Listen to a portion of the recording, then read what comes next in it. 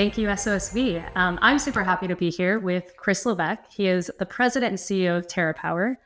So, Chris, there's a Terrapower fission plant currently being built as we speak in Wyoming, right? And you all estimate that it could be built for up to $4 billion and by 2030, which might sound like a lot, right? But it's actually 4 times cheaper and cleaner than any other nuclear reactors recently built in the US in the past. And it's a new technology, right? And so that's what's happening today. And for context, this all started in 2008 when it was Terrapower, the idea was born out of a brainstorming session on how to solve global poverty. So this idea of clean, reliable, and affordable energy was the answer that Bill Gates and team came up with, and Terrapower was born. So my first question, and the first 3 questions will be more contextual, and then we'll go really deep on Terrapower. But my first question is a quick but important contextual question. Why do we even need nuclear as part of the energy mix? Sure, Candice, it's great to be here today. Thanks, everybody. Why do we need nuclear? I think, for sure, we have to recognize that in developed economies and the U.S. and Europe, we've been relying in the U.S. On 20% nuclear for decades. France, more like 80%. And we've seen as we experience different changes on the grid, whether they be short-term weather disturbances, whether they be supply disruptions due to natural gas exports from Russia and Europe kind of dwindling. We keep finding nuclear's more and more valuable. We also have growing recognition, really, that nuclear energy is emission-free. So there's actually multiple models now. MIT's done some studies. Energy Northwest, who's our local utility here in the Pacific Northwest, multiple studies showing that the best way to complete an emission-free grid is with 20 to 30% nuclear. In fact, the Energy Northwest study, which was local for us, said that if Energy Northwest and Washington State employed nuclear energy more as we grow demand over the next couple decades, it would save $8 billion. So in a state with about 8 million population, that's $1,000 per citizen. So again, nuclear has just been quietly doing its job for the last 50 years. And now with growing electricity demand, with a lot of your fossil plants retiring, we're really seeing that nuclear is going to have to double or triple between now and 2050 to keep that 30% presence on the grid. Excellent. Okay. So I think that's fantastic, right? So one, we need more electricity because we're electrifying everything. Data centers are coming online, which we'll cover in a second. And so we need more electricity, period. And we need more reliable electricity, right? Given that climate resilience is more of an issue and just to run all the things that we want to run, we want it to be reliable. It's a great cost saver as well. And we need to double or triple nuclear in the same way that we need to double or triple energy demand. So is that a fair summary of what you just said? That's right, Candice. Amazing. So basically 6 years ago, we could have looked at nuclear and been like, public opinion would have said, this is unsafe. This is a Republican, preferred power source. But today it's actually very bipartisan. The idea of safety, I think, is still an issue, but I think, public opinion has definitely shifted. There's a lot of money coming from the Biden administration. So you've been Terrapower CEO for that 6 of years. And I think the bulk of that transition actually in public opinion in the US at least has been made. How has it affected maybe your growth or your strategy since you started in 2018 to today?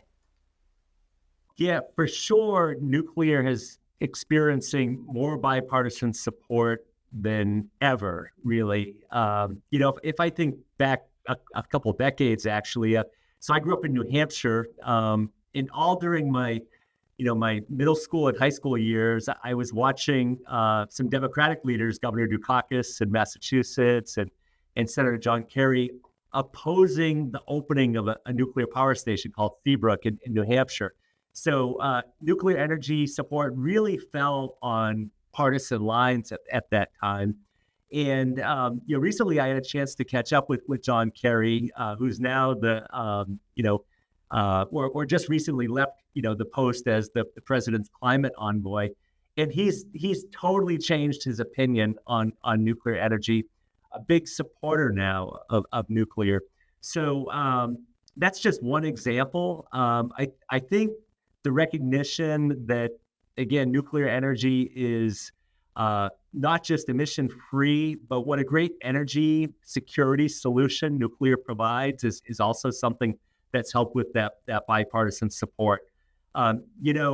We learned so much that we should have been paying attention to before the Russian invasion of Ukraine. We saw just how compromising it is to be relied on a daily supply of energy from places that you might not trust. And what folks have really realized since the Russian invasion of Ukraine is that when you load nuclear fuel into a reactor, you just loaded 2 years of electricity supply, two winters worth of heating homes. And it's a source of electricity that can't be disrupted by, taking out a rail line or a pipeline. So it's both these energy security and the climate value of nuclear that I think maybe for different folks, there's different reasoning, but for sure we have bipartisan support stronger than ever right now.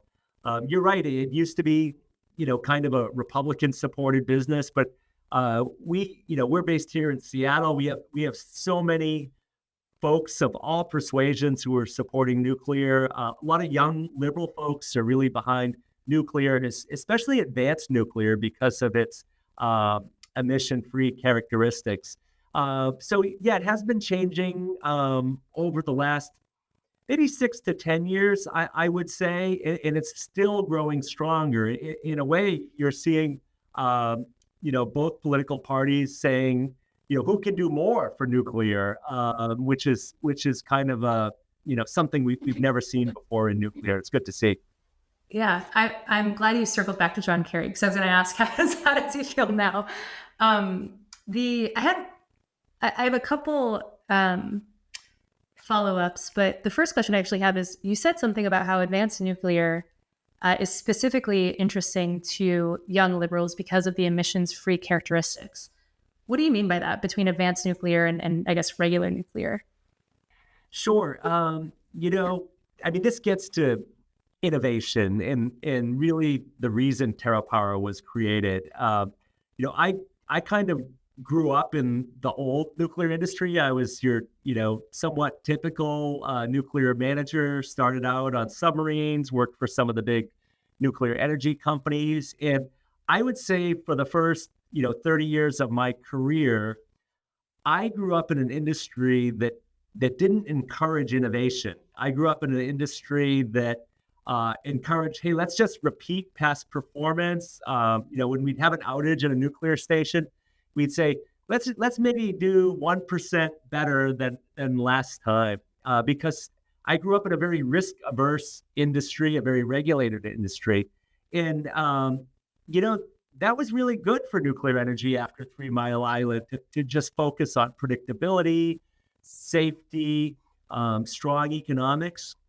But if you have that focus that really almost penalizes innovation, avoids new technology, and you press fast forward for several decades, what you see is pretty old technology. So if you look at, most of the U.S.'s 94 nuclear plants, there's a couple very new ones, but the other 92 are largely, 50-year-old technology, which is what we call light water reactors or generation 2. And you've even seen, because of some of the overregulation in the past, not today, and risk aversion, those owners have been reluctant to employ new technology in those plants. So, if you were to go in a lot of nuclear plants in the U.S. today, you would see analog controls in some control rooms. And you could walk into some coal plants and see that some coal-fired power plants have installed digital controls faster than some nuclear plants have, because we were just, so afraid to do anything new in nuclear. So, when Bill Gates, our founder and chairman, created Terrapower 18 years ago, he knew he wanted to innovate in nuclear. He met with some of the existing nuclear players and decided, and he correctly recognized that, nuclear industry had that culture, and he said, I'm going to have to create a whole new place for innovation in this space, and that's why he decided to create Terrapower. So, honestly, when I joined Terrapower almost 10 years ago, I didn't know what innovation was. What a great experience I had to learn about it from our previous CEO, who's now CTO, John Gilliland.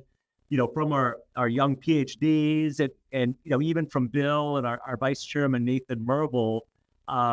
It's just been a great opportunity over the last 10 years to kind of bring, the experience and the great execution record of nuclear and kind of combine that with, this innovation mindset. And that's really what's allowed Terrapower to be so successful.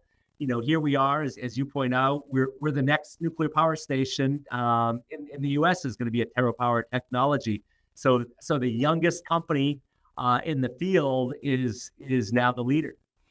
Excellent. Okay, I have many follow-ups, and we have less than 15 minutes left. So I'm gonna do a couple rapid fire questions. One is, what's going on with China? Are they doing next gen? Are they doing Gen 2? I know that they've been building, but what's happening there? Yeah, China's ahead of us in all respects. They're rapidly growing their new builds. Literally dozens of new builds in progress. So their teams are becoming much more experienced in running these projects on time. And they're doing that with some of the older technology, the light water reactors, but they're moving quickly into advanced technologies too, what they call Generation 4 or advanced nuclear. And they, in fact, have 3 advanced nuclear technologies. A sodium-cooled one, which is like our Natrium reactor. It's just not as good as Natrium. They also have a molten salt reactor and a high-temperature gas reactor. So, those geopolitics are really important because what we have to realize is nuclear energy will be needed in many nations who don't have it today. So if you think about sub-Saharan Africa, think about Indonesia, places with tremendous population growth, places that will see outpaced economic growth in the next few decades, they will need nuclear energy. And, just like some nations chose to go straight to wireless instead of, copper infrastructure, when those nations enter new nuclear, they're going to want the most advanced technologies. So that's why the U.S. And Terrapower need to be there with Generation 4 technologies, because the Chinese and Russian state-owned companies will be there with the same. So it's so important for the U.S. to be innovating in this space. Not just to bring energy security and climate benefits to the U.S. and as we grow demand here due to things like AI, but also we need to think about energy security globally and providing an American alternative to the Chinese and Russian efforts. Yeah. Okay. So you touched on a lot, right? One was the company came out of solving global poverty, right? And so being able to spread that to emerging markets is clearly still part of the core thesis. You mentioned that we have 94 nuclear plants in the U.S., but 92 use technology that's at least 50 years old. And we also talked about how today nuclear is less regulated than it was in the past, right? And that's part of the shift and maybe the bipartisan support. Is that all true to say? Yeah, that's right. And I really do want to call out the efforts at the NRC. We're in an approval process right now for the construction permit for the Natrium reactor in Kemmerer, Wyoming. And we've started the non-nuclear construction there, but we have to wait till we have the NRC's nuclear construction license to start the reactor part of the plant. And they've been doing a good job on our review. Of course, they have tough questions. That's their job, but they've committed to complete that review by 2026. And that meets our schedule of loading fuel and making first electricity in 2030. And they've really listened to Congress. Congress has, I mentioned this bipartisan support. A big example of that bipartisan support was a law called NEMA, the Nuclear Energy Innovation and Modernization Act. And that's where both parties in Congress several years ago told the NRC, you must innovate. You must commit to, firm schedules for your regulatory review. And I can really see the NRC, embracing that empowerment from Congress. Excellent. So something that I have heard is we don't need new innovation. We need to just build better, right? We just need to get used to building so that the cost goes down, right? Because we're just not used to building. Or we need SMRs, which are more like manufacturing innovation, not really technical. And so we have 10 minutes left. I want to really go deep on Terrapower, but in like a minute or two, what would you say to those two arguments there? Yeah, so today's light water reactors are very safe technology. Their construction costs are kind of in the rearview mirror. They've been amortized a long, long time ago. So those are great, safe operating assets that should continue to run. They should have their lives extended, up to 80 years. Who knows? Maybe even 100 years. But if we look at building new ones, right, that's a whole different game. It's hugely capital intensive. It's been something that's been really hard to get started in the US and in Europe, right? There's no success examples really of US light water reactor projects that have been, completed on time and on budget. And, this is where innovation comes in. You have to recognize that when you have a 50-year-old technology, you start, you can make kind of incremental improvements to it year after year. But at a certain point, there's no more headroom. There's no more optimization you can make. And that's kind of where light water reactors are today. So when Bill created Terrapower, it was with the idea that we needed to move to a whole new platform, which for us was a sodium cooled reactor that operates at low pressure. We had a more recent innovation where we added built-in energy storage to the plant. And so this platform, the Natrium reactor is so different than the light water reactors, because it's low pressure. It's going to be a much lighter plant, so it's going to use less materials. It'll have less piping, less steel, less concrete. Will require less labor to build. You won't need the very heavy, civil containment of today's reactors. So, we really needed to move to that new technology to lower the capex for these plants, because that's been the hard thing. Running the old reactors, it is great because we've already paid for the capex. Some companies went bankrupt doing that. If we're going to build new ones, we really need to move to new technology. Excellent. And so 3 Mile Island, which you talked about earlier, is reopening, right? They agreed to sell the next 20 years of energy to Microsoft, which is another Bill Gates company, right? So there's sort of this stopgap, is what I'm hearing, until something like Terrapower is ready. And what I also heard was just the cost, right? We have a lighter plant with less labor, fewer materials, which are also, steel, cement, like those things are very carbon intensive. And so, less that we can do that, the better. I want to go into more about the technical innovation. So there's something around, if we think about public opinion, right? One of the big ones is, what do you do with waste in nuclear? It costs way too much, and safety is an issue. And so I think you talked a bit about cost with the lighter plant. And if you want to share anything more about that, that's great. Tell me more about the safety, the waste production, and anything else that's really unique to Terrapower. Sure. Yeah. Sure. Just, briefly on cost, well, you need to realize these first few plants will cost more than the 10th plant. There will be investments you have to make, and, things like getting through the NRC license, things like doing the first design, which for us, is 1,000-person effort. And you can't tax or form your opinion on the cost of the first, the cost of all plants by what the first one costs. In drug development, a lot of money is spent, to develop a drug that you don't charge to the first patient, right? And we should look at nuclear the same way. So we're fortunate to work for Bill, who's a long haul thinker, who really drives us to think about what's the most economical machine, when we get to the 10th unit or so. So that's just, important to think of in nuclear. So, that's really how we need to think about the economics here. Excellent. And I think, first of a kind financing is a really big topic in the climate space. And it seems like you all have a little bit of a luxury to think about that 10th unit, given the funding sources, which is fantastic. But also you've had a lot of government help. You've had, other investors come in, different strategics, even from Japan and different places. So that makes a lot of sense on the costs. Let's go into the tech side. And so sodium reactor, safety, waste production, how does it deal with that? Sure. Yeah. And you were alluding to waste earlier too.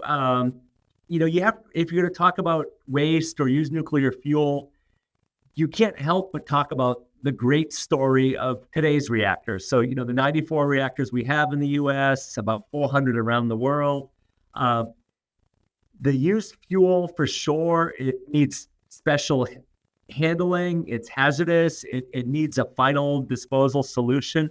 But you have to recognize that the entire used fuel inventory from, our 90 plus reactors in the US that have been powering the country, 20% of our electricity for 50 years, that entire volume, could fit on a football field, like one story deep. So is it hazardous? Yes. Is it manageable?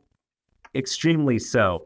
And we need the Department of Energy to come up with the final geologic disposal solution, which they're working on. So for Natrium and Generation 4, it really builds on that, that good story. That there's no smokestack at a nuclear plant, right? Do we have waste we need to manage? Yes. It's very dense. It's safe to store until we find the geologic disposal solution.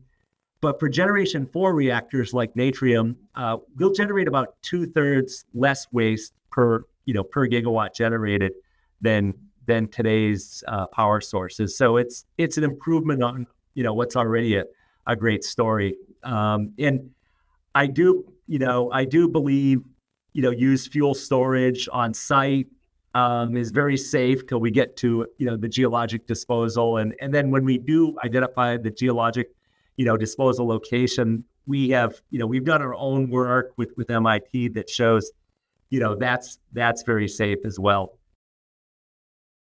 Excellent. So there are maybe 40 other Gen 3, Gen 4 fission companies, right, with different designs, maybe different 1,000-person teams or smaller. I don't know how big all these teams are doing different designs, but you all have, I think, beat all of them on commercialization timeline. How did that happen? How are you all able to do that? Sure. There are dozens of companies out there, which, we think is a good thing to have lots of ideas. Some won't make it. They all start with kind of single-digit millions spending, and then, to get into double digits, requires more serious investors.